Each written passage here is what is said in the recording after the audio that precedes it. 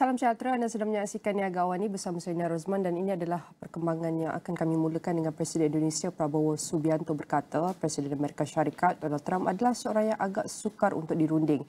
Ia selepas kedua-dua negara mencapai persetujuan untuk mengurangkan cadangan tarif Amerika daripada 32% kepada 19%. Bercakap kepada media sejurus tiba di Jakarta, Prabowo berkata Indonesia dan Amerika telah mencapai persefahaman bersama mengenai kepentingan masing-masing dan merancang untuk meneruskan rundingan.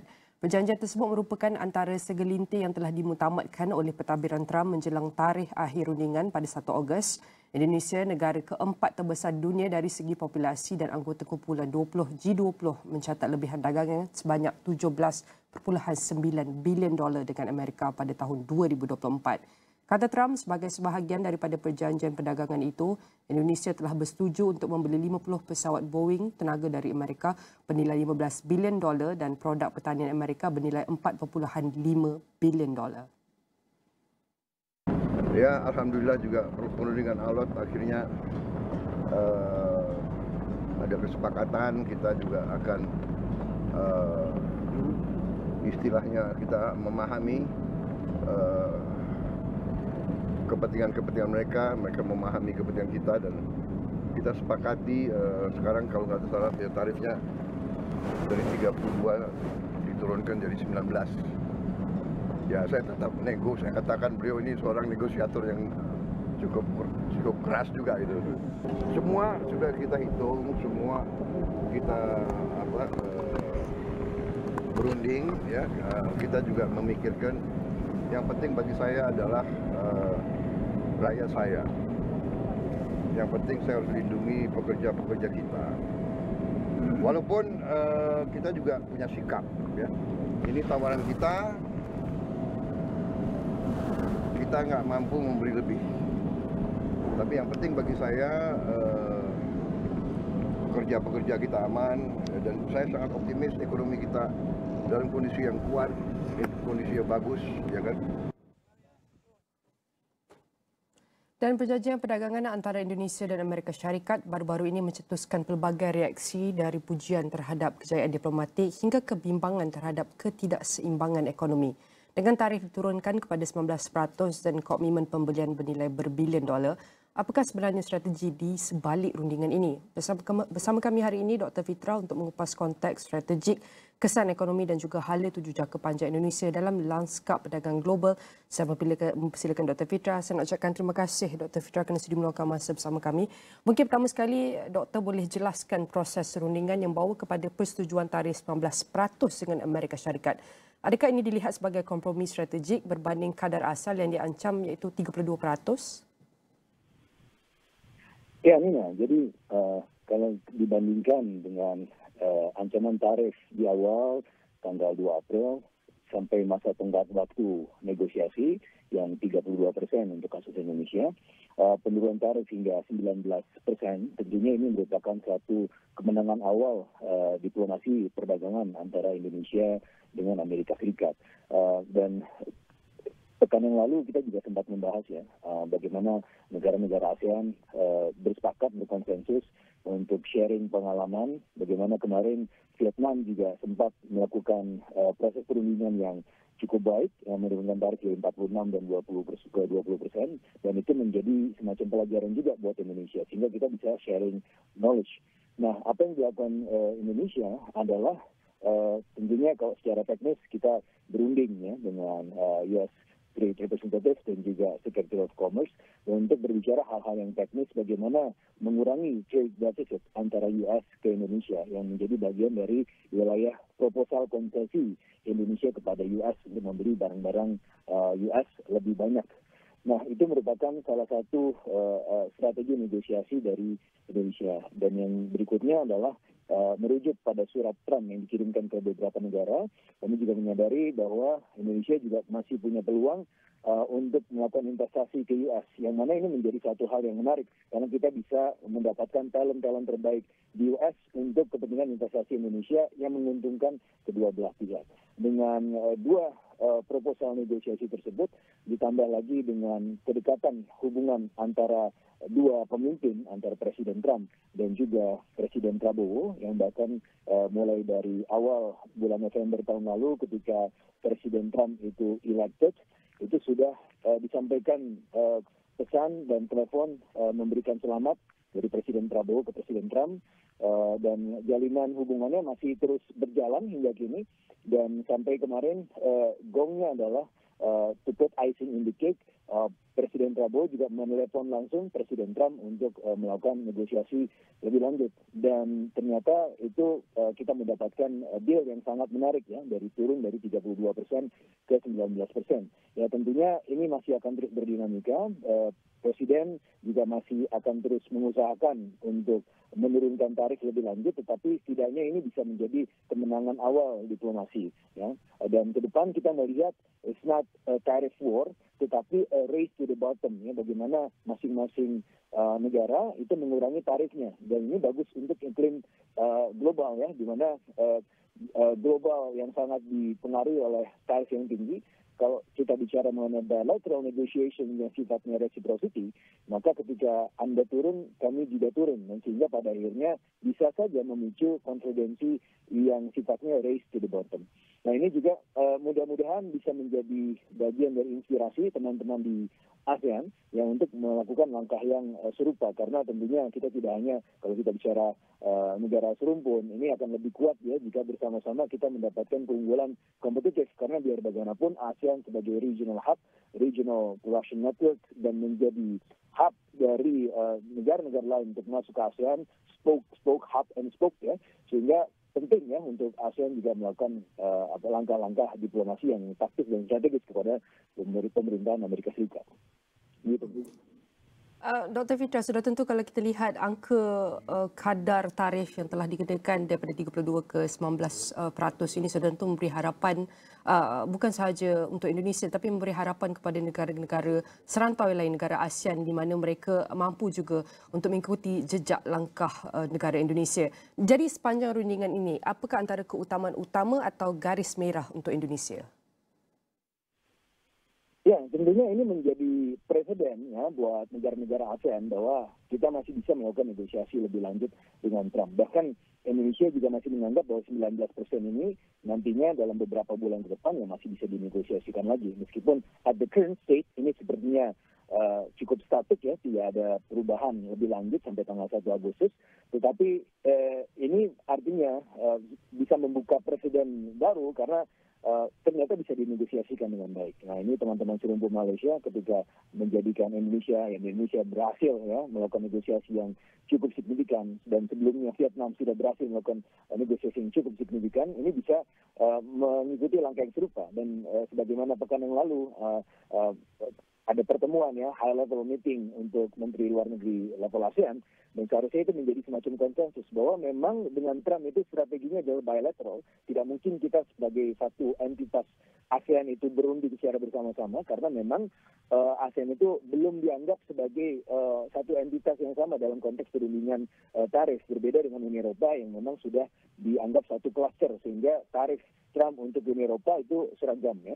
Tetapi untuk ASEAN member countries ternyata memang POV atau point of view dari pemerintah Amerika Serikat di Trump administration ini memang dilihat masih sebagai individu-individu, negara-negara yang berbeda ya, bukan satu kongsi ASEAN. Tetapi tidak mengapa, karena biar bagaimanapun kita masih bisa menjalankan strategi di kamera, melakukan negosiasi bilateral dengan Trump, tapi di sisi yang lain kita berkonsensus bersama, bersepakat, bermufakat dalam lingkup ASEAN, sharing knowledge, sehingga ini bisa menjadi semacam proses multilateral informal yang masuk ke lingkup bilateral, begitu Nina.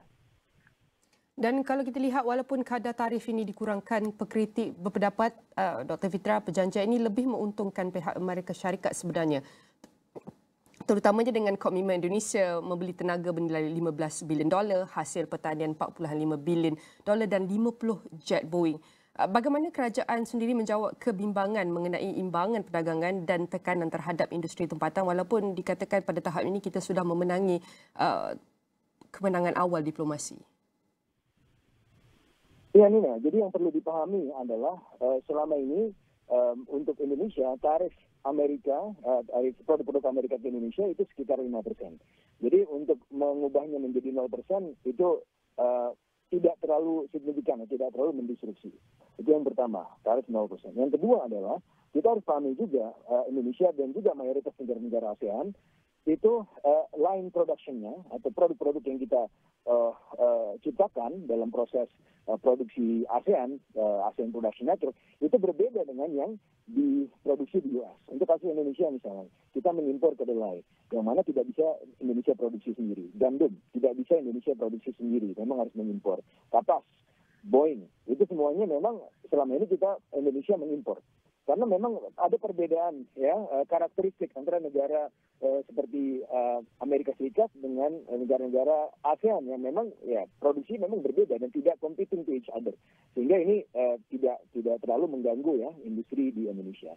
Di sisi yang lain kalau secara komparatif ya dibandingkan dengan negara-negara lain, Indonesia mendapatkan tarif yang rendah sehingga ekspornya menjadi lebih kompetitif. Nah ini kalau secara regional ekspor kita ASEAN bisa mendapatkan tarif yang rendah dan pada akhirnya ekspor bisa menjadi lebih kompetitif dibandingkan dengan regional lain. Jadi itu strategi di jangka pendeknya. Tapi tentunya keuntungan di jangka menengah panjangnya kita juga bisa mendapatkan konvergensi dengan Amerika Serikat karena untuk kasus Indonesia kita bisa melihat ada potensi investasi di critical minerals misalnya untuk investasi Amerika Serikat masuk ke Indonesia. Nah itu suatu hal yang dibutuhkan dan kemarin Presiden Trump juga menyampaikan bahwa Indonesia memiliki semacam critical minerals yang bisa dikelola lebih lanjut. Dan ini merupakan peluang investasi masuk ya dari wilayah Amerika Serikat ke Indonesia. Nah dalam beberapa simulasi yang kami lakukan juga dengan penurunan tarif itu bisa menciptakan peluang ekonomi atau pertumbuhan ekonomi 0,5% untuk Indonesia ya dibandingkan dengan skenario tarif yang awal 32%. Dan kemudian bisa menciptakan tenaga kerja, penyerapan tenaga kerja itu bisa meningkat 1,3%. Kesejahteraan masyarakat, welfare effect-nya, welfare creation bisa 0,6% bertambah. Sehingga meskipun ya masih ada tarif, tetapi ternyata welfare creation dan growth efeknya juga relatif signifikan gitu ya. Dan ini bisa menjadi pelajaran ya, meskipun tentu ini bukan skenario yang paling ideal, tetapi ini adalah the best we can do ya at the current state. Sehingga pada akhirnya ya nanti ini menjadi satu titik tolak untuk proses negosiasi ke depan yang saya rasa masih sangat berdinamika dan sangat terbuka begitu Nina. Sudah tentu Dr. Fitra, kita pun sudah mendapat angka tarif baru daripada Amerika Syarikat. Sudah tentu bergerak ke hadapan apa yang kita perlu pastikan bukan saja Indonesia tetapi mungkin iktibar ataupun pelajaran untuk negara-negara lain. Walaupun mungkin kita dapat menurunkan kadar tarif kepada kadar yang lebih rendah berbanding daripada kadar ancaman asal itu, mungkin kita harus terus mewujudkan ataupun memperkukuhkan lagi segala mekanisme perlindungan ataupun pelan kontingensi untuk menjaga kedaulatan perdagangan negara dan juga kita berharap ia dapat mengelakkan kebergantungan jangka panjang terhadap import dari Amerika Syarikat seperti yang Dr. Fitra Faisal kongsikan tadi. Saya nak ucapkan terima kasih kepada jurucakap Pejabat Komunikasi Presiden Indonesia dan setiap perkongsian ini akan kami rangkumkan dalam astroni.com dan di sebuah platform digital Astro AWANI.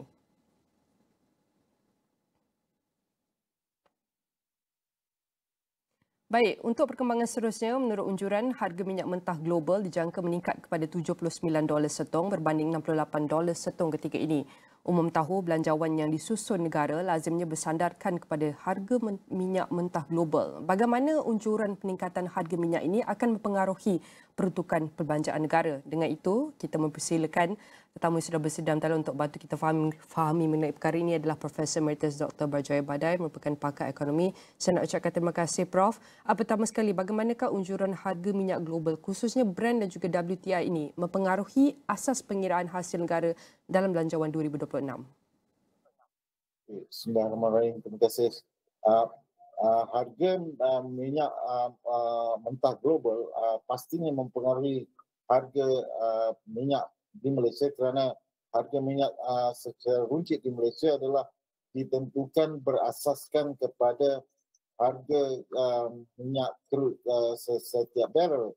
Jadi misalnya pada hari ini apabila harga Brent meningkat menjadi lebih $70, harga RON 97 juga meningkat membayangkan harga itu. kenaikan dalam kira-kira 3 atau 5%. Jadi setakat ini kita masih menggunakan sistem subsidi penuh di mana RON 95 adalah diberi subsidi hampir sepenuhnya, jadi harganya masih RM2.05. Tapi apabila penyelarasan subsidi akan bermula, harga RON 95 akan mengikut harga minyak mentah Brent setiap barrel ini. Dan kalau kita lihat sejauh mana Malaysia masih bergantung kepada hasil minyak dan gas sebagai sumber pendapatan utama? Malaysia hari ini sebenarnya masih mengeluarkan lebih kurang 750,000 barrel sehari. Bukanlah satu yang banyak dan dia telah merosot sebenarnya secara perlahan-lahan. Dan Malaysia hari ini menjadi pengimport bersih bagi minyak. Kita mulai tahun 2014 kita telah mengimport minyak lebih daripada mengekspor minyak. Ini menjadi satu isu jangka panjang kerana jika kita tidak berjaya menjumpai minyak yang baru ataupun mengurangkan perbelanjaan ataupun penggunaan minyak, kita akan menjadi pengimport yang lebih serius. Walaupun begitu, secara keseluruhannya bila kita mengambil kira gas, kita sebenarnya pengekspor gas yang besar di dunia dan ini menjadikan sektor minyak dan gas kita masih menjadi pengekspor bersih. Mungkin kita nak lihat daripada kurangkan perbelanjaan semua adalah antara langkah itu. Adakah terdapat usaha konkret yang boleh kita laksanakan untuk kurangkan lagi kebergantungan ini dalam tempoh jangka sederhana? Kalau kita lihat Petronas sebagai pengeluar minyak dan gas yang besar di Malaysia telah mengubah strateginya dan cuba menjadi pengeluar tenaga bersih, khususnya mengeluarkan bahan tenaga baru ataupun bahan tenaga yang boleh diperbarui, dan ini akan menjadi alternatif baru. Jadi kita mengharapkan misalnya the green oxygen, the blue oxygen dan sumber lain seperti solar dan juga angin akan menjadi sumber tenaga yang baru. Dan jika kita Malaysia berjaya di dalam memperkenalkan EV, kereta elektrik dalam jangka masa yang terdekat dengan menurunkan harga dan sebagainya, kita boleh menurunkan penggunaan petrol dan diesel dengan banyak, insya-Allah. Kita nak melihat juga kepada keadaan the opposite. Jika harga minyak kekal tinggi atau melonjak, bagaimana ia akan mempengaruhi dasar subsidi bahan api dan juga paling penting kos sara hidup rakyat, Prof? Okay. Pada masa ini sumber minyak dan juga harga petroleum di pasaran antarabangsa banyak mengaruhi perbelanjaan negara kita dan juga cara hidup kita, di mana setiap tahun jika sekiranya harga minyak dianggarkan akan meningkat, Malaysia secara bersih akan memperoleh kelebihan kerana kita menjadi pengekspor minyak dan gas yang terbesar. Tapi jika sekiranya harga minyak menurun, dari segi belanjawan, pendapatan negara dalam bentuk cukai petroleum dan juga dividen Petronas akan berkurang, akan bertambah.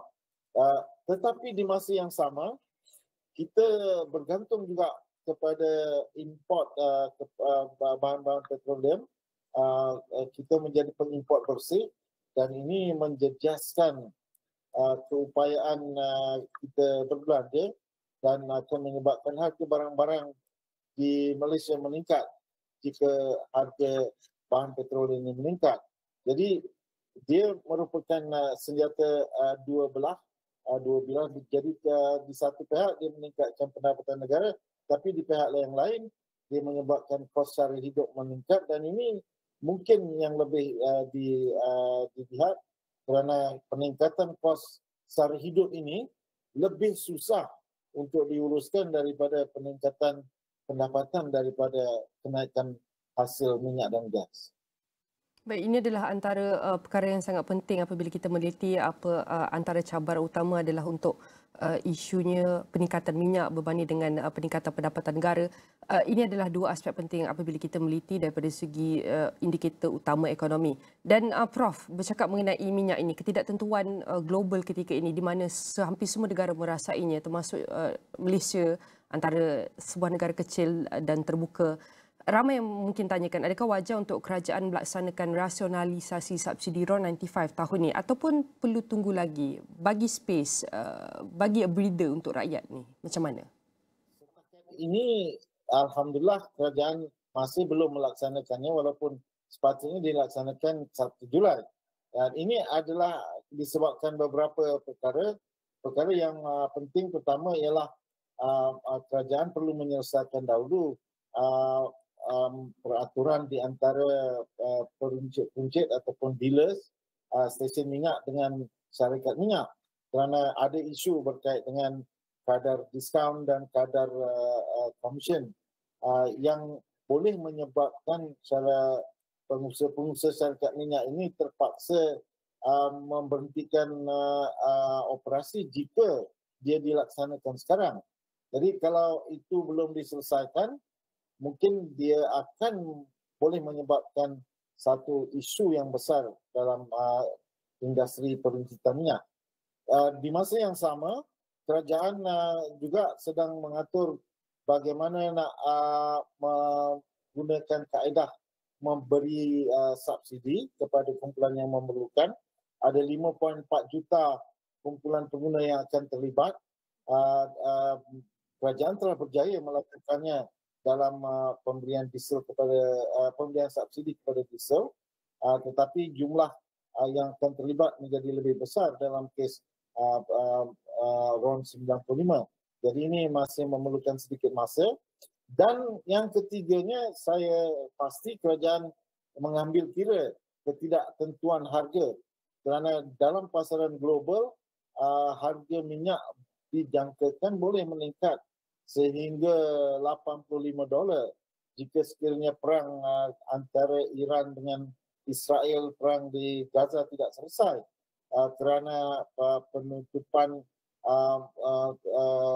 Selat Hormuz misalnya boleh menyebabkan harga minyak akan meningkat dengan banyak. Jadi mungkin kerajaan memikirkan tunggulah untuk beberapa waktu lagi sekurang-kurangnya sehingga isu tarif ini juga selesai, baru kerajaan akan melancarkannya. Seperti yang Prof katakan tadi, Selat Hormuz sekiranya tutup sudah tentu akan memberi kesan bukan sahaja kepada negara-negara pengeluar minyak, tapi kepada kesemua negara yang membeli dan juga menjual minyak ini. Tapi bagaimana dengan ketegangan di geopolitik seperti konflik Timur Tengah ataupun dasar OPEC Plus ini, ataupun kita lihat Selat Hormuz ini ditutup sementara. Mungkin kita tahu impak dia dalam tutup sehari pun boleh memberi impak yang sangat besar dan berpanjangan. Tapi bagaimana kalau kita lihat ketegangan geopolitik seperti konflik Timur Tengah atau dasar OPEC Plus ini boleh beri kesan ataupun impak kepada kestabilan fiskal Malaysia. Maaf Prof, kita berbakikan kurang daripada 1 minit. Mungkin boleh ringkaskan input Prof. Kita sedang mula menyediakan belanjawan 2026, dan jika sekiranya di dalam mengatur belanjawan ini dianggarkan harga minyak akan terus meningkat, dia akan mengubah belanjawan kita. Mungkin kita akan terpaksa menangguhkan defisit, pengurangan defisit. Mungkin kita terpaksa meningkatkan subsidi untuk memastikan bahawa rakyat dan kesejahteraannya tidak terjejas. Baik, saya nak ucapkan terima kasih kepada tetamu kita yang sudi hadir untuk bersama kami pagi ini dan membantu kami memahami dan analisis lebih mendalam bagaimanakah harga minyak dunia memberi kesan kepada ekonomi negara. Sekali lagi saya nak ucapkan terima kasih kepada Profesor Emeritus Dr. Bajaya Badai merupakan pakar ekonomi, dan setiap perbincangan ini akan kami rangkumkan dalam astro.com dan di semua platform digital Astro AWANI. 10 years ago, ASEAN Community Vision 2025 was conceived in Kuala Lumpur, an ambitious blueprint to guide the region's common course through the decade ahead. Since then, under the quiet resolve of this guiding vision, ASEAN has pressed forward, marking steady strides in nurturing peace, entrenching stability, and advancing the promise of collective prosperity. Today, ASEAN has grown even stronger, connected, and resilient, united by shared goals and purpose. We stand as the fulcrum of the regional architecture and an influential force in driving positive change. We have become a formidable and dynamic economic powerhouse, poised to become the world's fourth largest economy. Our peoples have flourished in the calm embrace of a peaceful region, uplifted by the currents of a thriving economy and the quiet stitching of greater connectivity. They remain at the very heart of ASEAN's journey towards deeper integration. After a decade of a remarkable journey, ASEAN is now in a position of strength, able to embrace the future with confidence and vigor. The evolving global environment will require ASEAN to be bold and transformative in its outlook. Together, ASEAN must navigate an era marked by rapid change and mounting strategic challenges with unity and purpose. Together, ASEAN must continue to recalibrate its priorities and agenda to remain dynamic and responsive, mindful of the impacts and opportunities of existing and future mega trends. This year, another defining chapter of ASEAN's journey is being written in Kuala Lumpur with the adoption of ASEAN 2045, our shared future. ASEAN Vision 2045 will chart a bolder, inclusive and forward-looking agenda of the region for the next 20 years. It is a visionary roadmap that would guide ASEAN in ensuring regional peace, stability and prosperity of the region and beyond. It is driven by ASEAN's conviction that no one should be left behind as we keep the future firmly in sight. Our future is what we envision and construct it to be. Together, ASEAN will embrace the future with renewed determination and resolve. This is the time to demonstrate the strength of our unity and our shared vision of progress, prosperity, and justice.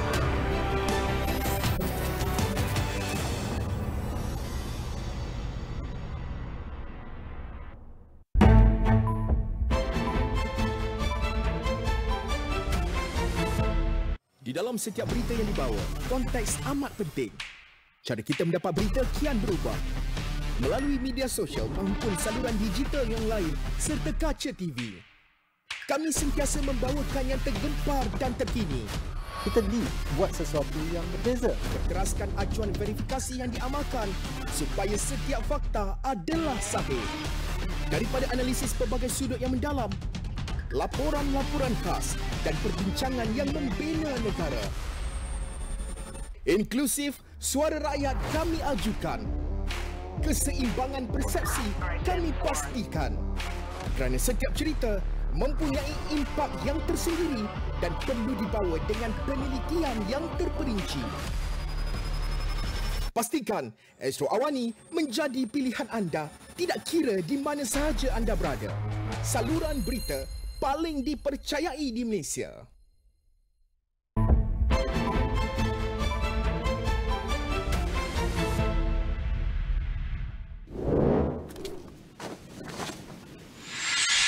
Lara.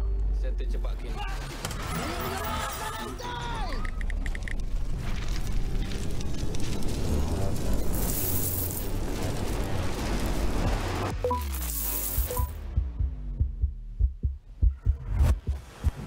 marketing is spreading fast. Free doesn't always mean safe.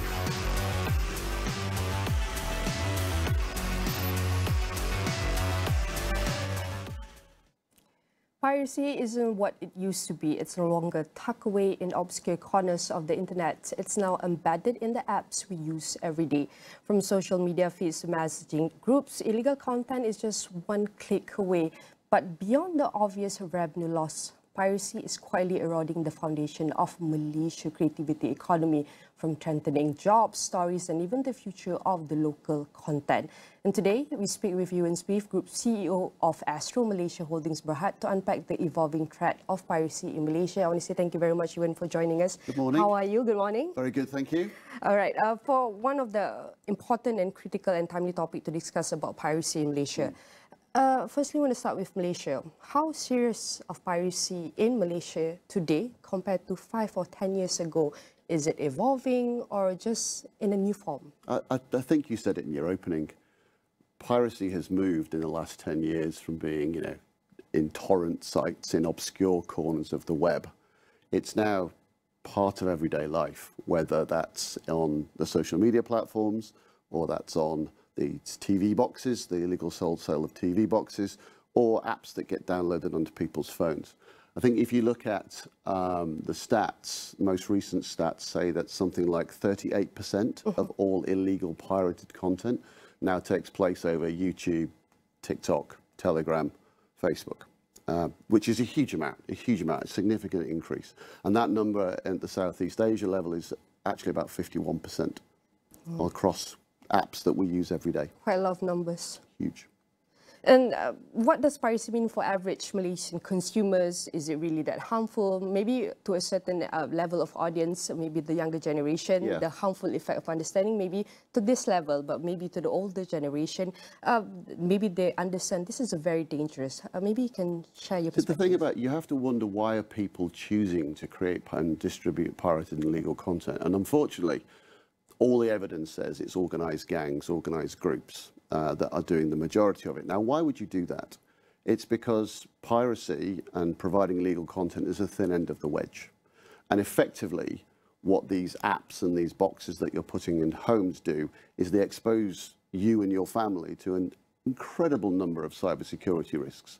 So these are the same apps and the same boxes that you're buying there, or when you're streaming to a website, these guys have phishing going on in there, there's identity theft, there's a huge amount of malware, etc. in there. It's no surprise, well, it surprises me that people happily invite these type of products into their lives that aren't safe, and then get surprised when they are subject to identity scams or theft, or their family is accidentally clicking 2 dots away from illegal pirated content and suddenly find themselves on a gambling site, or a pornographic content with no vetting coming into the main living room.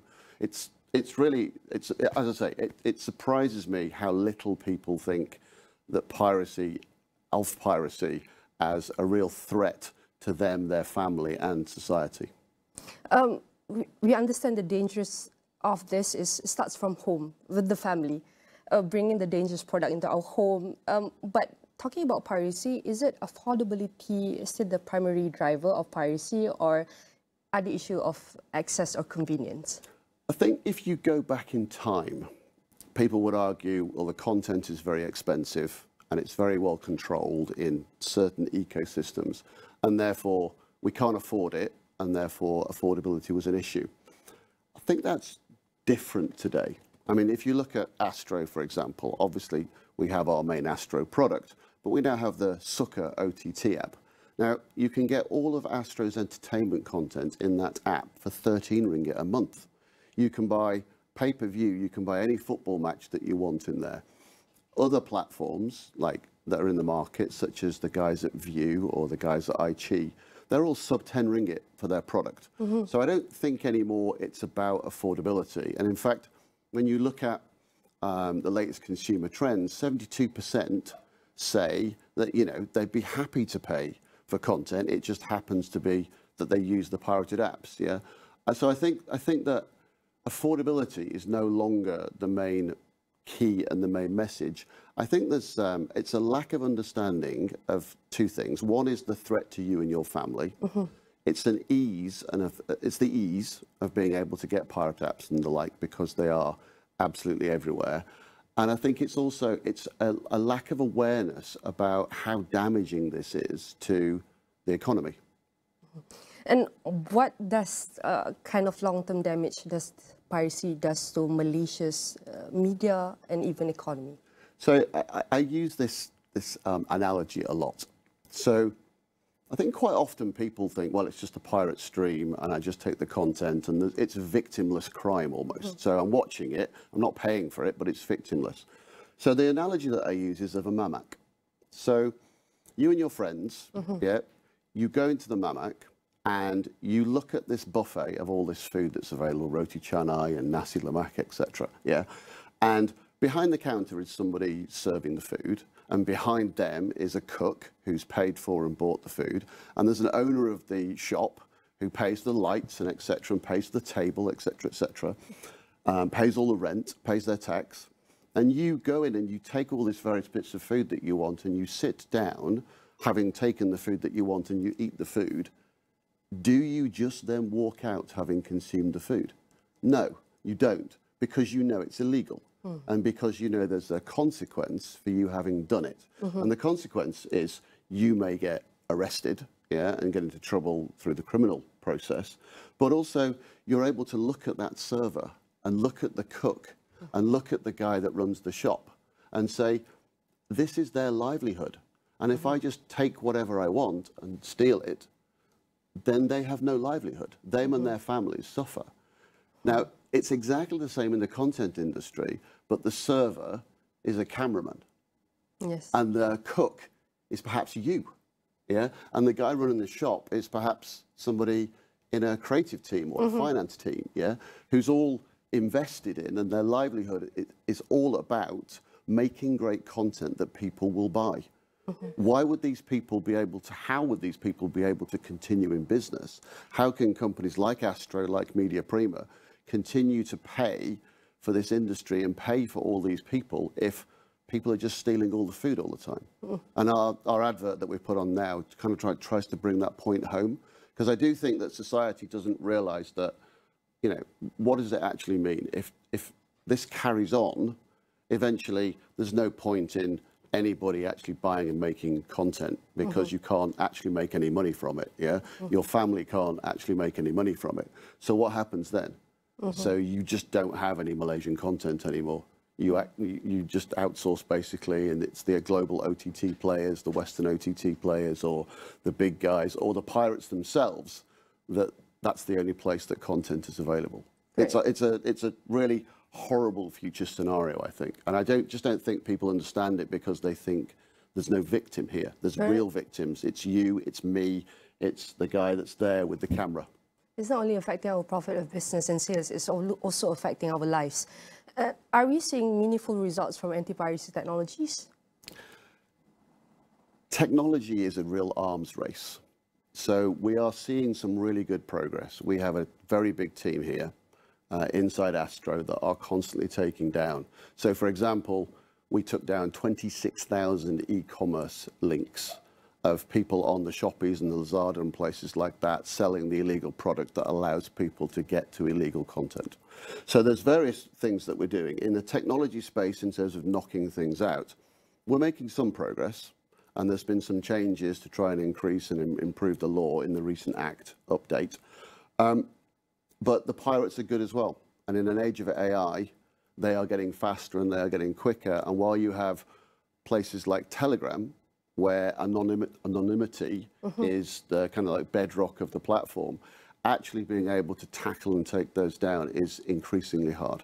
But I think if you look, if you look, I think as Malaysia, we lag lots of other places in the world. So if you looked at the UK or Italy or Greece, or even closer to home, Singapore or the Philippines, there's things that they are doing regarding forcing the internet service providers to block access and to actually take and more interest and to actually try and protect the ecosystem, the legal ecosystem. I don't think we're there yet in terms in Malaysia. There's other parts of the world that are ahead of us in terms of how they're trying to tackle this real problem. As you mentioned, as we are not here yet, and we know you are the group CEO of Astro, there's a lot of commitment. Responsibility is not only your job or task to ensure that everybody is in line with their tasks, responsibility, and safe, but also you have to make sure all the policy, all the practices, legal response are also in place.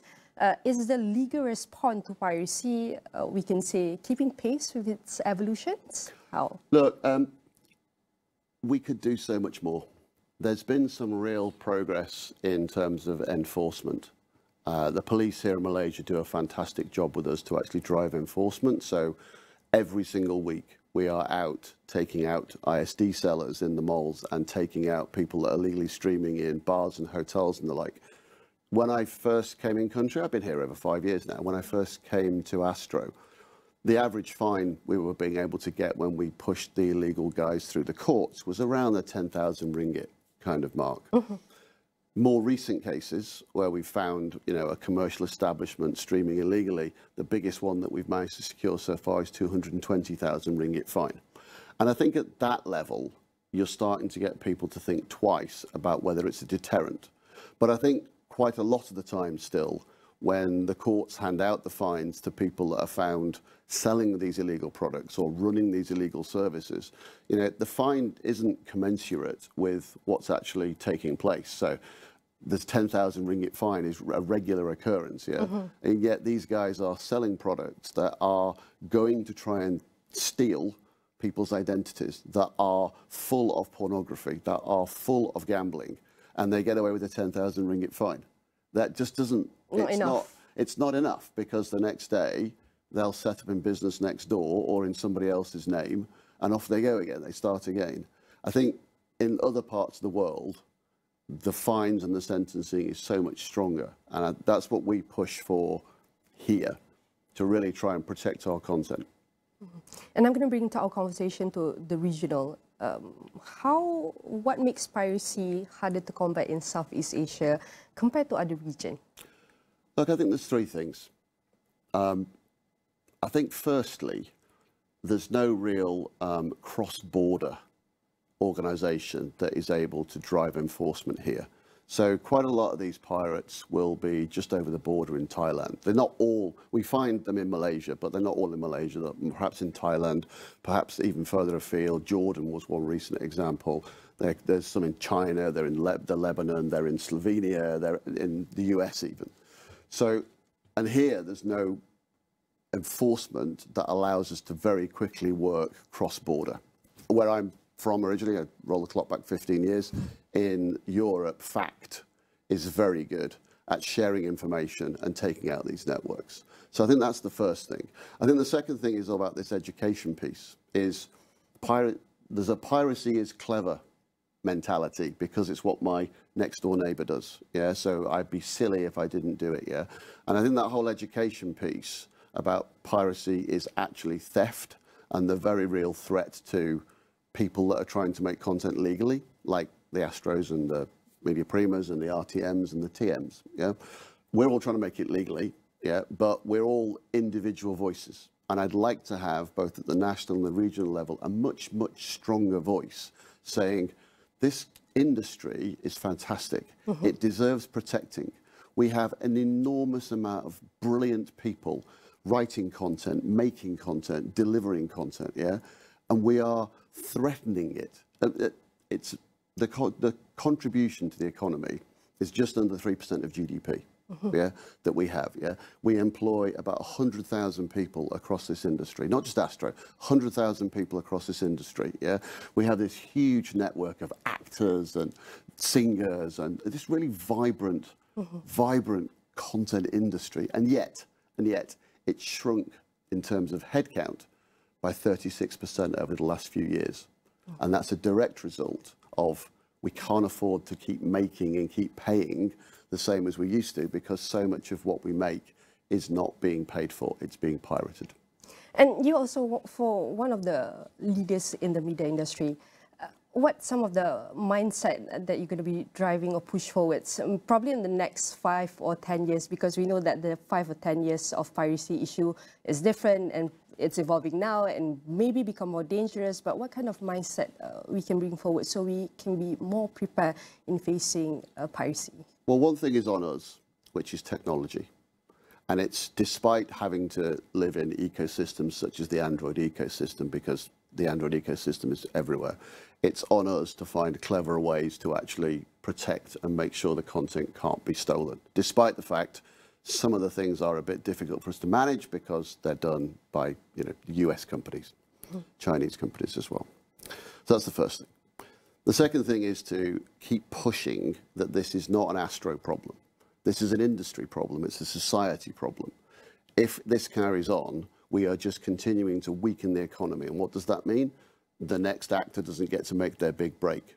Yeah. The next news presenter doesn't actually get to make their break. Yeah. The next cameraman doesn't get paid, etc., etc. So I think it's all about education and the awareness. Yeah. And then the third thing is all about getting the regulations, both local country and at regional level, in place that really gives us some teeth to properly go after these illegal cartels, these illegal groups that are using piracy as the thin end of the wedge, as I said, but actually what they're driving is malware, scams, identity theft, prostitution, gambling.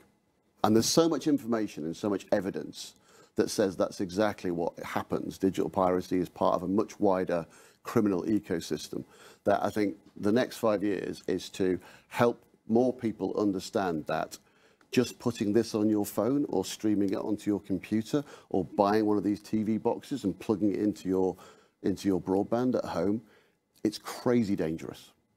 Crazy dangerous. Crazy dangerous. And I would say honor and thank you for having you leading us, fighting against all type of piracy that we have all around the world. Again, I would say thank you very much for this insightful discussion. Ewan Smith, the Group CEO, Astro Malaysia Holdings Berhad, and hope to see you again. And definitely all of our discussion here will be featured in AstroAwani.com and across all social media platforms. Please stay tuned with us as we'll be taking a short break and we'll be right back.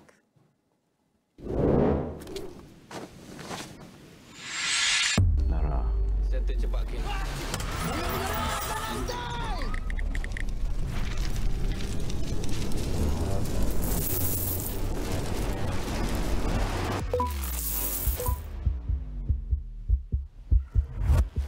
Digital hacking is spreading fast. Free doesn't always mean safe.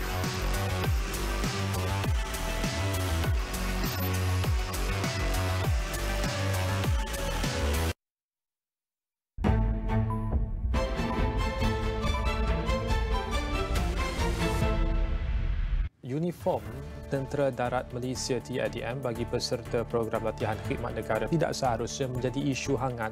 Jenayah penipuan pelaburan mencatatkan jumlah kerugian tertinggi pada tahun ini setakat 2 Februari lalu. Kementerian Pendidikan memandang serius isu peningkatan trend penggunaan rokok elektronik. Lembaga Lebuh Raya Malaysia LLM memperluaskan larangan kenderaan berat memasuki lebuh raya pada waktu puncak di beberapa jajaran terpilih di sekitar Lembah Kelam. Tariffs on imports of products from China reaching up to 145%. Tariffs on the rest of the world are sitting at 10%, with the potential for reciprocal tariffs to be reimposed within 90 days. Kunjungan rasmi Presiden China ke Malaysia ini menunjukkan komitmen kedua-dua negara untuk meningkatkan hubungan diplomatik ke tahap yang lebih strategik.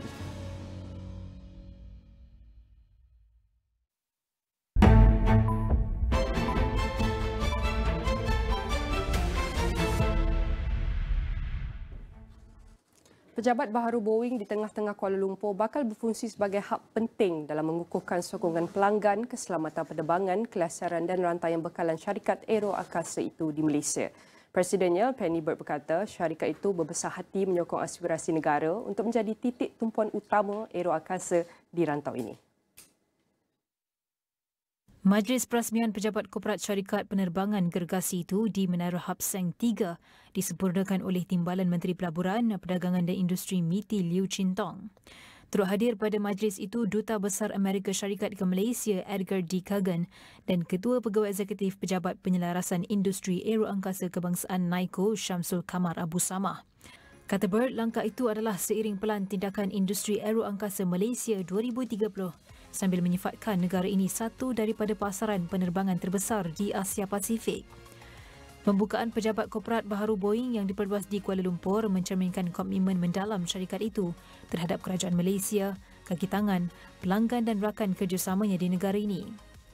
Dalam ucapan pembukaannya, Jin Tong berkata, pejabat baharu ini merupakan bukti komitmen Boeing terhadap Malaysia sebagai sebahagian daripada perjalanan aeroangkasa negara. Katanya perjalanan Boeing bersama Malaysia berlangsung lebih 70 tahun bermula dengan penghantaran pesawat Douglas DC-3 pada 1947. Sejak itu, Boeing memainkan peranan penting dalam menyokong pertumbuhan industri penerbangan dan aeroangkasa negara. Setakat ini, lebih daripada 140 pesawat Boeing dihantar kepada syarikat penerbangan Malaysia, termasuk lebih 100 pesawat Boeing 737 kepada Malaysia Airlines. Pelan Induk Perindustrian Baharu 2030 atau NIMP 2030 menyenaraikan aeroangkasa sebagai sektor keutamaan bagi memacu inovasi, memperdalam kerumitan ekonomi selain mencapai aspirasi sifar karbon. Inisiatif untuk industri aeroangkasa di bawah NIMP 2030 diterajui Perbadanan Industri Aeroangkasa Malaysia iaitu agensi utama pelaksanaannya. Dalam segmen ini kami akan bawakan perkembangan ringgit dan pasaran tempatan FBM KSCI dan kita akan mulakan dengan perkembangan ringgit semalam yang telah ditutup rendah sedikit pada Rabu. Susut 0.01% berbanding dolar Amerika Syarikat apabila ia terus diniagakan defensif yang menyediakan sedikit sokongan teknikal terhadap unit tempatan itu. Pada 6 petang, ringgit diniagakan pada 4.2400 atau 2490 berbanding dolar Amerika Syarikat daripada 4.2395 atau 2440 pada Rabu. Baik, itu adalah prestasi penutupan nilai ringgit Malaysia berbanding dolar Amerika Syarikat ketika ditutup petang Rabu semalam. Namun pada waktu pembukaan nilai ringgit Malaysia dibuka pada paras 4.2495 lebih kurang jam 9.54 pagi dan kalau kita ingin meliti bagaimanakah pergerakan nilai ringgit Malaysia berbanding USD sehinggalah mencapai pada prestasi setakat pagi ini, nilai ringgit Malaysia sebenarnya berada dalam keadaan tren yang naik turunnya amat ketara.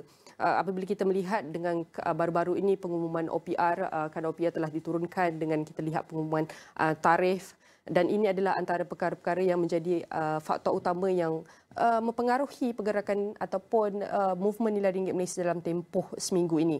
Dan kita lihat dalam tempoh seminggu antara yang paling tinggi telah dicatatkan pada paras 4.2401 dan antara yang paling rendah ataupun paling lemah pada 4.2622 dan ini adalah prestasi nilai ringgit yang dapat kita saksikan dalam tempoh seminggu dan juga setakat pagi ini.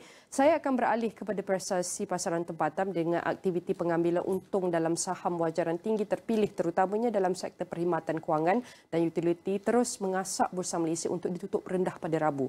Pada 5 petang, produksi Bursa Malaysia KSCI turun 13.90 mata mewakili 0.91% kepada 1,511.50 daripada 1,525.40 ketika ditutup pada Selasa.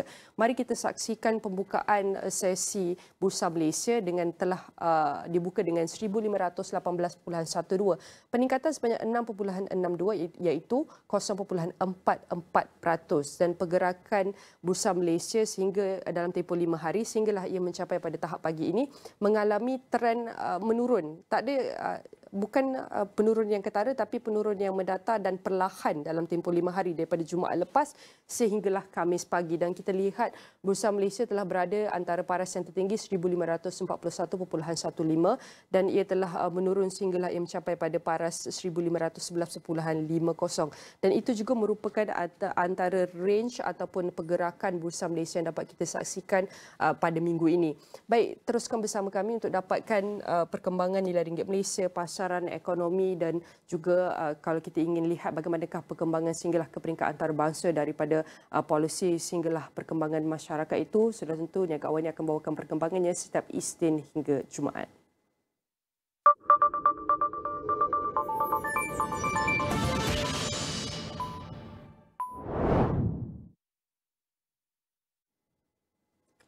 US President Donald Trump said Wednesday he is not planning to fire Federal Reserve Chair Jerome Powell after a Bloomberg report that the president is likely to do so soon. Trump is open to the idea of firing Powell, a source told Reuters on Wednesday, before Trump said he wouldn't, even as he unleashed a new barrage of criticism against the Fed chair for not cutting interest rate. Trump polled some Republican lawmakers on firing Powell and received a positive response, the source told Reuters. In response to a question about whether the White House has given any indication that the president intends to try to fire Powell, a Fed official pointed to Powell's public statements that he intends to serve out his term. They did. So, no, we're not planning on doing anything. We're very concerned. He's doing a little renovation for $2.5 billion of the Fed,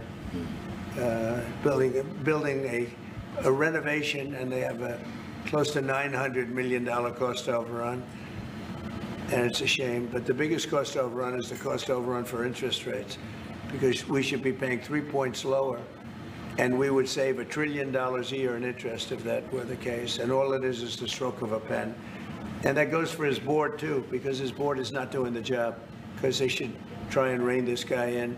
So he's doing a lousy job, but no, I'm not talking about that. Fortunately, we get to make a change in the next, 8 months or so. And we'll pick somebody that's good, and we'll pick somebody. I just want a fair job. We want to see lower interest rates. Our country deserves it. We're making a lot of money. We're doing great as a country. We have no inflation, record stock market, record business, record everything. Everything's a record now.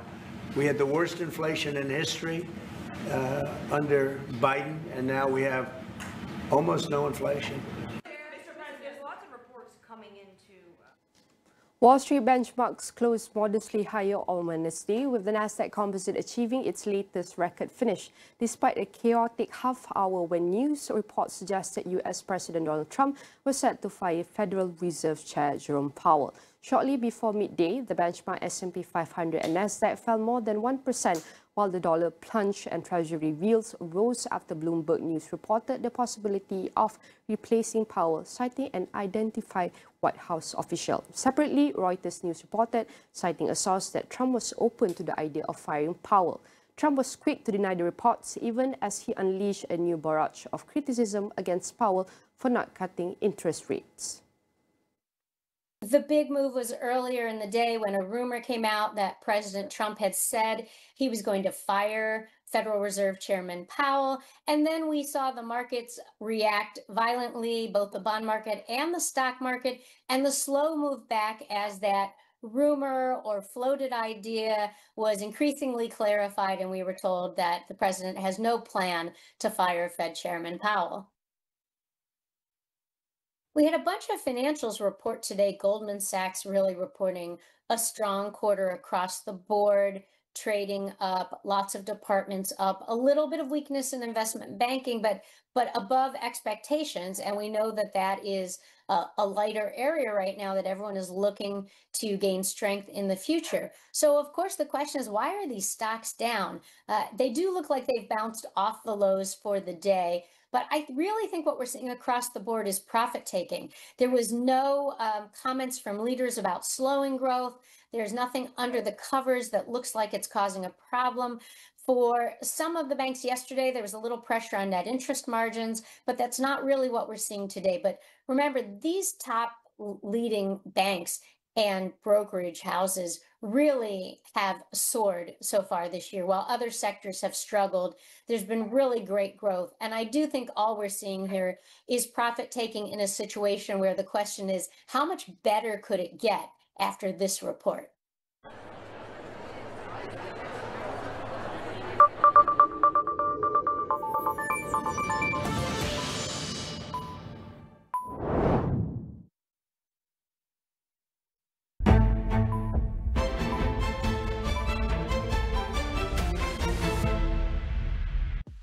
Datang kamu orang ke jelajah JYSME 2025 di Kota Kinabalu, Sabah.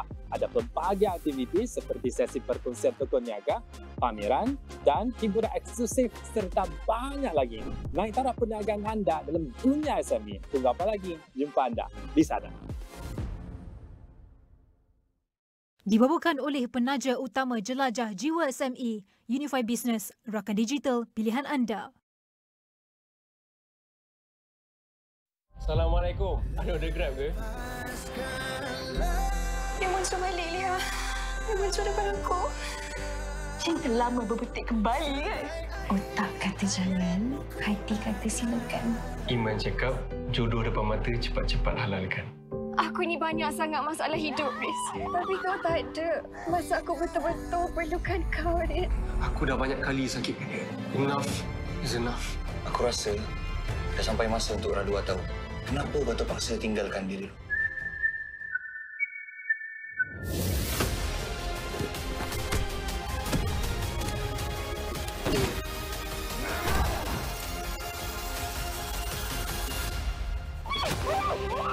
Calm down. Calm down apa? Aku bunuh kau tengok. Tarik Rizwan, His Treasure, mulai 23 Julai, 9 malam di Astro dan Astro Go.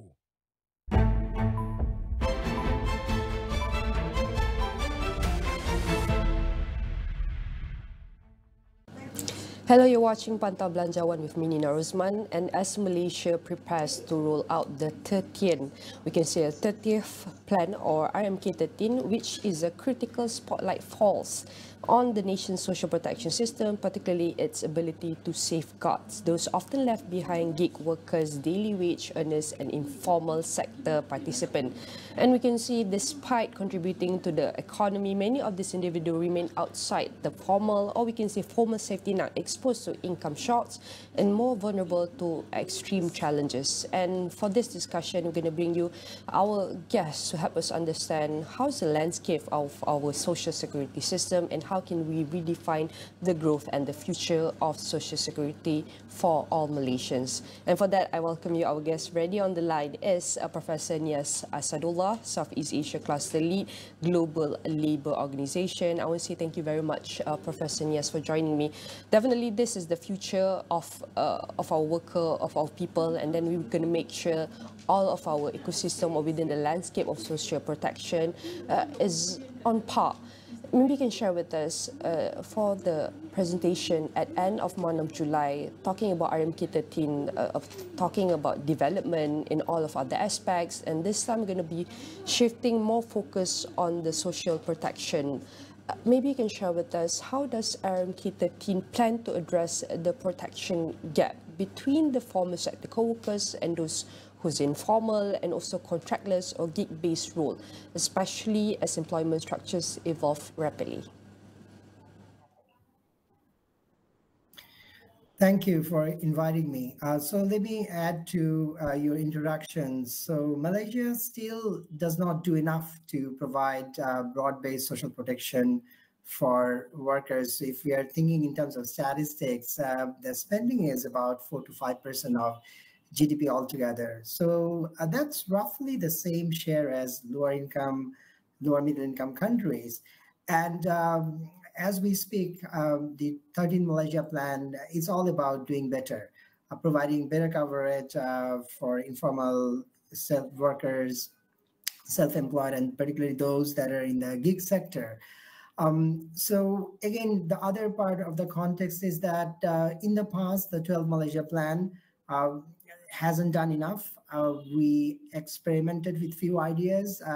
We know about targeted pilots schemes such as ISA run for EPF.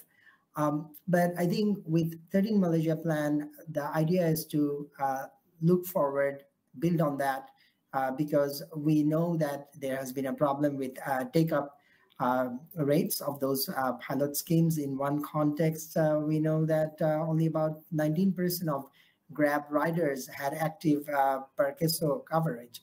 So moving forward, therefore, the 13 Malaysia plan is eyeing on kind of taking the Madani framework forward, which is kind of making sure that there is access to social protection scheme for everyone in the country, so that then with new provisions, we have a resilient and dynamic social protection scheme where there is contribution-based coverage for every workers, regardless of their contract status. So you can also therefore think of it, there is now conversation, which we will discuss, of course, that provision for no-fault accident scheme that would extend protection beyond traditional work settings.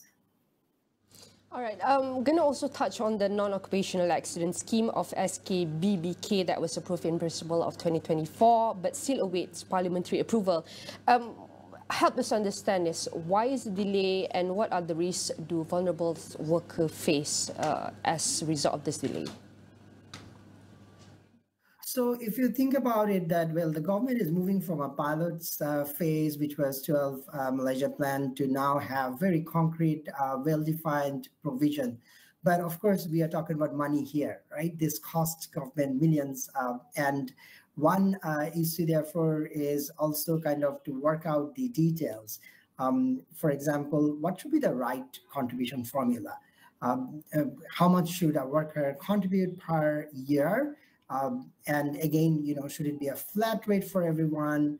We have different vulnerable groups in the Malaysian economy. So we have got gig platform workers who are lobbying for a different rate.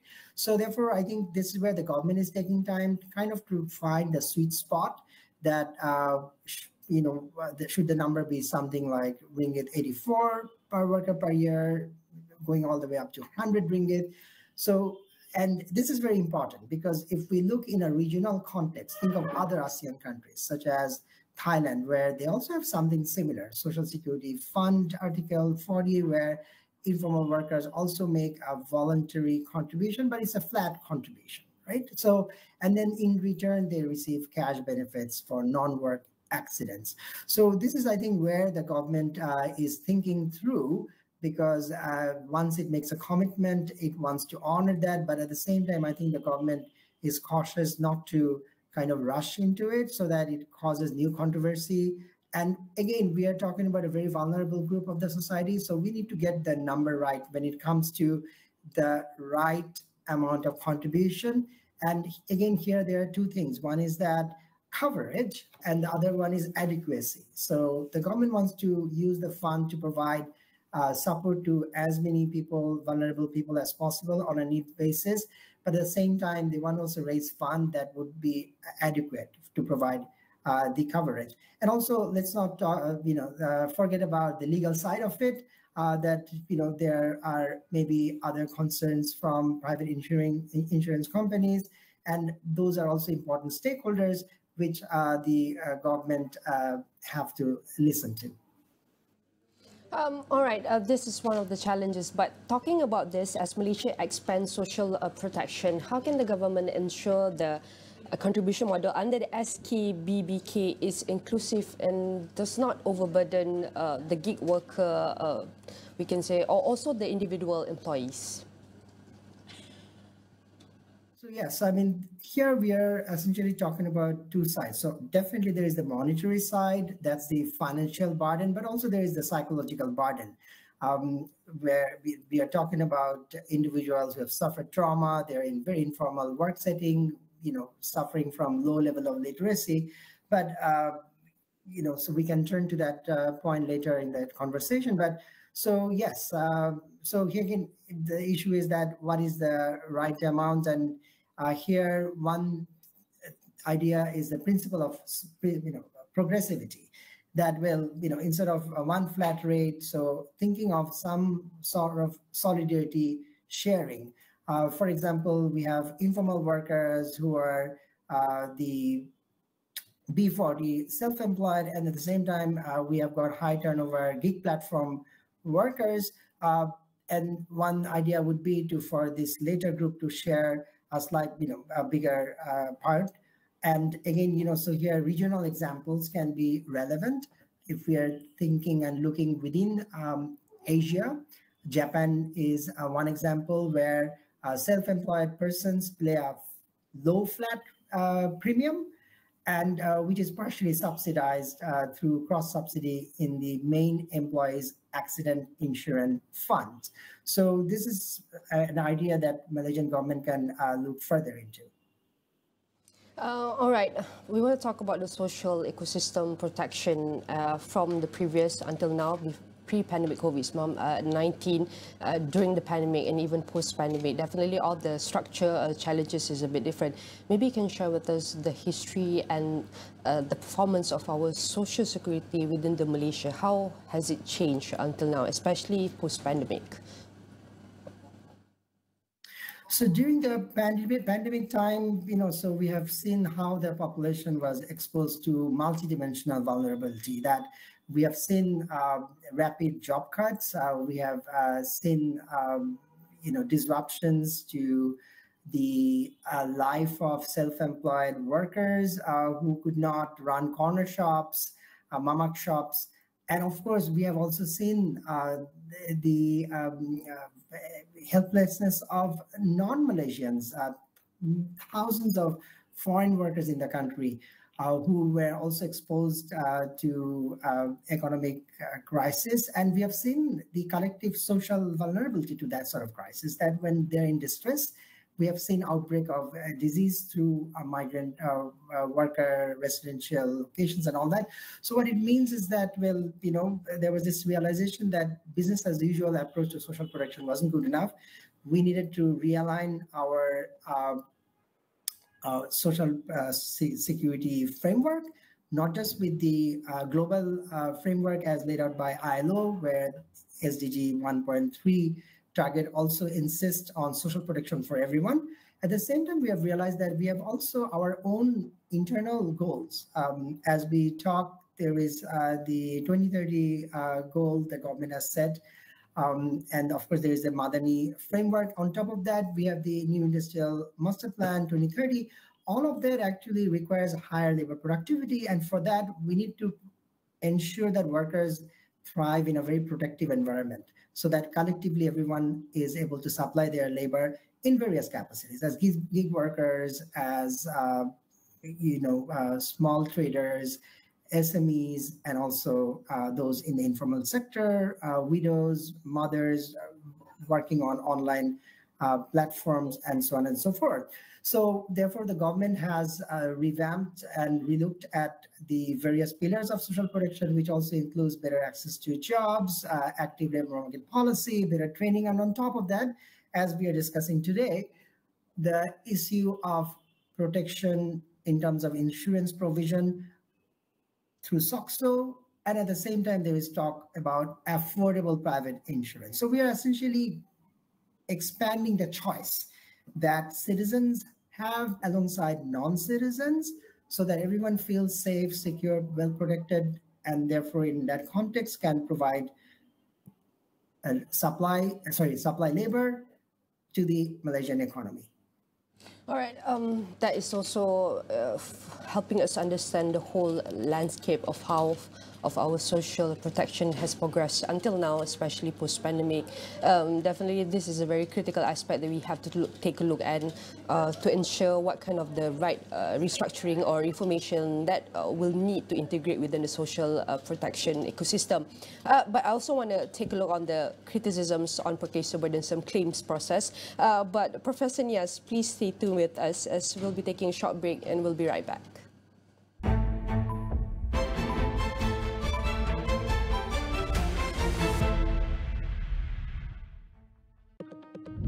Asia tumpuan utama dunia.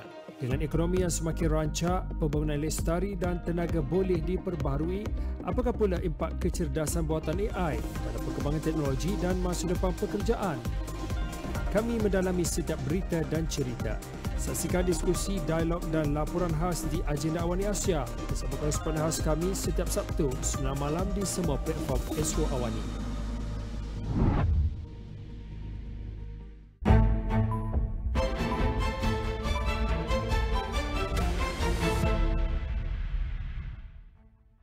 All right, welcome back to Pantau Belanjawan, and we're going to continue discussing about social protection ecosystem, and we have our guest still staying with us on the line is Professor Nias Asadullah, the Southeast Asia Cluster Lead Global Labour Organisation. I want to thank you very much for staying tuned with us, Professor. And definitely on the first segment, you have shared a lot with us the progress of the social protections or the social structure within the Malaysian ecosystem. And now I'm going to take our discussion towards the criticism of per case burdensome claims process, especially for accident victims dealing with trauma. Does RMK 13, are we expecting that RMK 13 will outline all of this, any clear reforms to streamline and even humanize the system? Well, yes, that's the public expectation that as we speak, it's very burdensome, and particularly when we are talking about the stakeholder group in discussion, that informal workers, gig workers, women, widows. So they lack not just financial literacy, they also lack the usual traditional literacy, numeracy, and all that. And if we are to imagine the process that they have to go through, it is extremely challenging and demanding in terms of paperwork. So to begin with, someone, for a benefit claim to be made, they have to complete the PS2 form and then go to the nearest SOXO office. But that's just the beginning, because, it also has to go with the necessary police and medical reports, and for which they have to appear in person.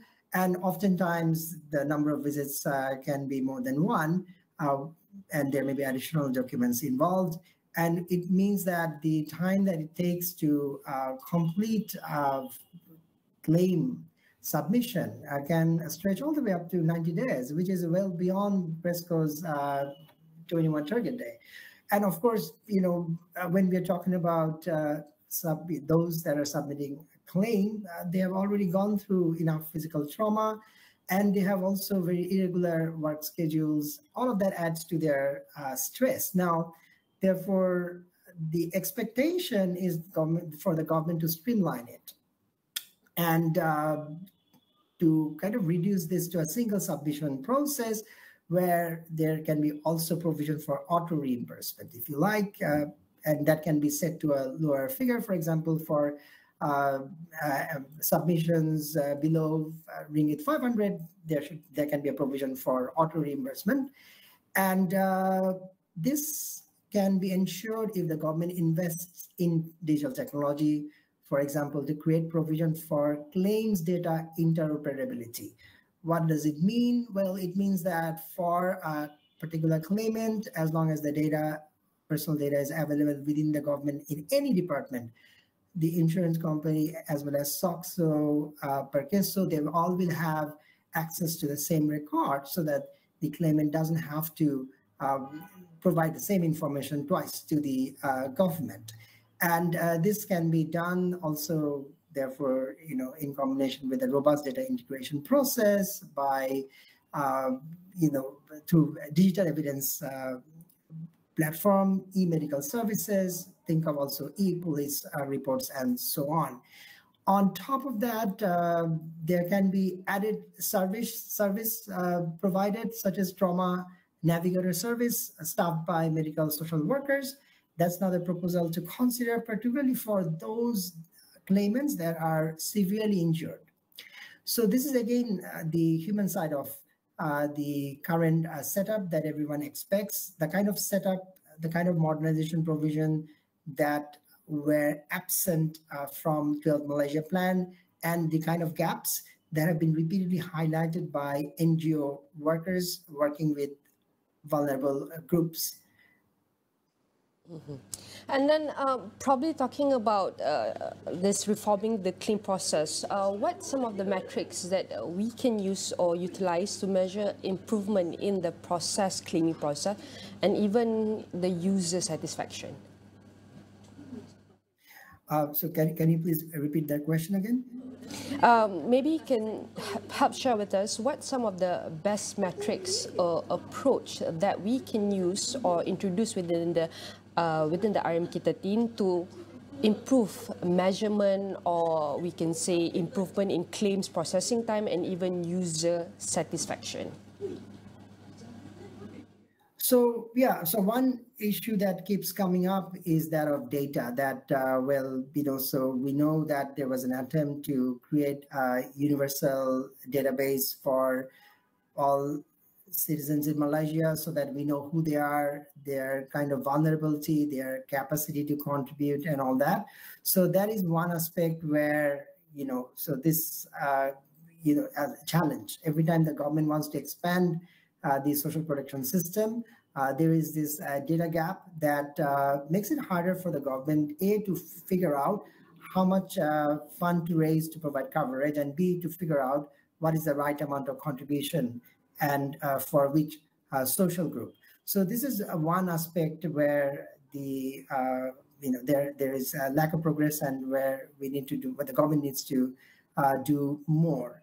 Now, beyond that, of course, so we can also think of other subgroups within the vulnerable groups. So, for instance, we have micro enterprises, and then we have gig intermediaries. So, therefore, here we can segregate the system. So, for example, have contribution rebates for micro enterprises with a certain sales figure cutoff, and then, of course, also introduce some kind of provision for matching grant for employers during the first couple of years in operation. The other idea is to sort of think of integrating e-invoicing, for instance, and talking about gig intermediaries. There can be also provision for platform-based auto enrollment.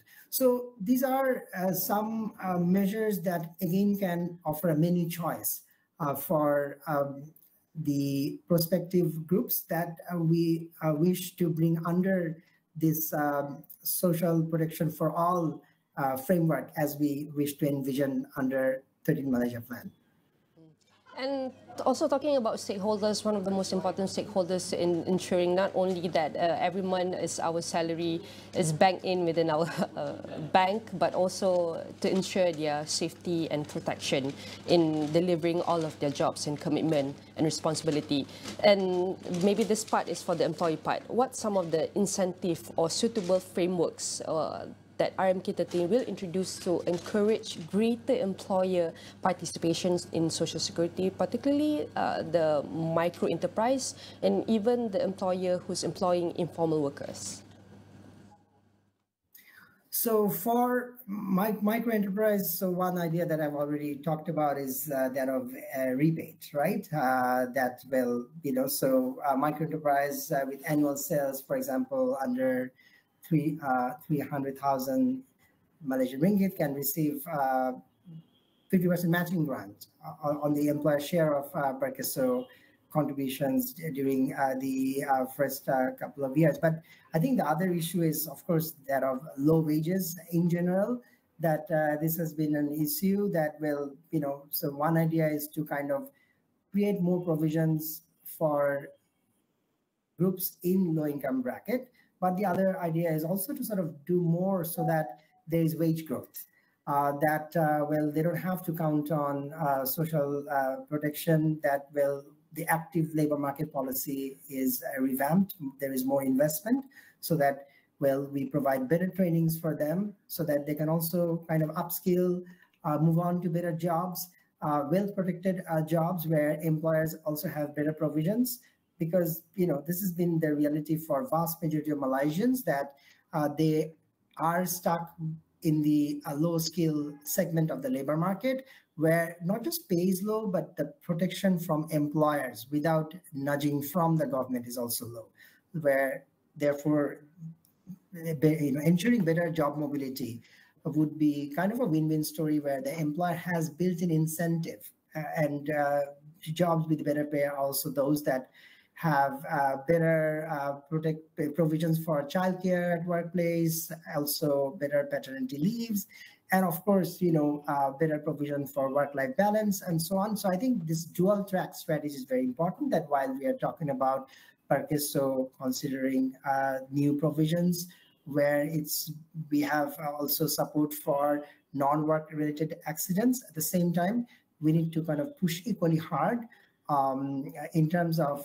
creating better jobs, better paid jobs for a broad cross-section of Malaysians. Probably my last question, Professor Nias. We know that RMK13 is a 5-year document. It's considered as the medium and long-term planning and development. In your view, what's the single most urgent reform Malaysia must prioritize to make our social protection system truly future ready? I'm sorry, Professor Niaz, you only have a balance of 2 minutes. Maybe can simplify. So yeah, I mean, I would like to go back to the new digital master plan. That so we are at a time talking about industrialization 2.0. We are repositioning ourselves as a regional hub for futuristic investment. Semiconductors. We are also emphasizing on TVET to prepare Malaysian youths for precision farming, intensive agriculture, and so on. So therefore, the focus is very clear that it's about skilling up. But at the same time, we want to ensure that, well, those that wish to skill up have equal access to opportunities. And that's where I think the challenge is that, well, we want to ensure equal opportunity by presenting as a very inclusive and resilient social protection system, so that those from underprivileged background can also be part of this Malaysian dream, that by 2030, we want to become a high-income Malaysia, specializing in production of complex activities.